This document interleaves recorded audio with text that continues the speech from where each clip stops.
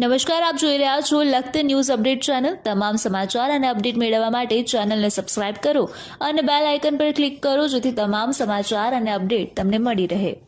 ભૈરોપરામાં જેસીબીથી દિવાલ પડતા સમયે કોબરા સાપ દટાઈ જતા તેને સહી સલામત કાઢવા માટે થઈ રેસ્ક્યુ કરવામાં આવ્યું। લખતર ફોરેસ્ટના વીએમ રાણા અને એક સેવાભાવી વ્યક્તિ દ્વારા શૌર્યની મદદથી ધીમે ધીમે જે જગ્યાએ સાપ દટાયેલો હતો તે જગ્યાએની જે એના પર પડેલી વસ્તુ દૂર કરી અને સાપને સલામત રીતે બહાર કાઢવાનો પ્રયત્ન કરવામાં આવ્યો હતો, પરંતુ સાપની ઉપર દિવાલ પડતા સાપ બુરી રીતે ઘાયલ થઈ ગયો હતો અને તેના કારણે તેને સહી સલામત રીતે રેસ્ક્યુ કરી અને તેને આ ડબ્બામાં પેક કરી અને સુરેન્દ્રનગર જે વાઇલ્ડલાઇફ સાથે જોડાયેલા છે તેવા દર્શનભાઈ સોનીને મોકલી દેવામાં આવ્યો હતો, જેથી કરી અને જે આ સાપ છે તેને જીવ બચી શકે। ત્યારે જેસીબીથી આવી રીતના દિવાલ સહિત ઘણી બધી જગ્યાએ વસ્તુઓનું ખોદકામ કરવા માટે થઈ અને કોબરા સહિતના જુદા જુદા સાપો છે તેઓ